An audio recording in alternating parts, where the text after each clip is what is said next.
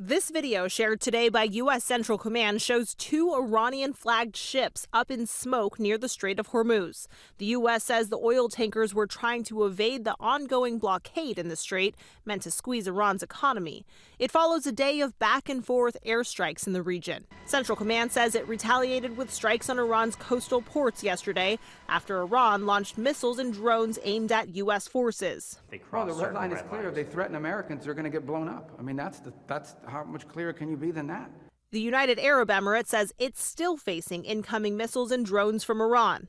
The strikes left 3 people injured, according to the UAE. And this video, released by Iranian state media, shows what the regime claims is Revolutionary Guard members boarding and taking control of a Barbados-flagged vessel in the Gulf of Oman. ABC News has not verified the circumstances by which this was recorded. Iran accused the ship of trying to disrupt Iranian oil exports. As the exchange of gunfire tests the U.S. and Iran ceasefire, questions linger about the status of negotiations between the two countries. On social media today, Iran's foreign minister criticized the latest U.S. strikes as reckless, vowing Iran won't bow to pressure. Iran has not formally responded to the U.S. proposal for a short-term agreement to reopen the strait. The 30-day truce could then allow for negotiations for a more long-term nuclear deal. It's important to point out the last nuclear agreement took 2 years to negotiate.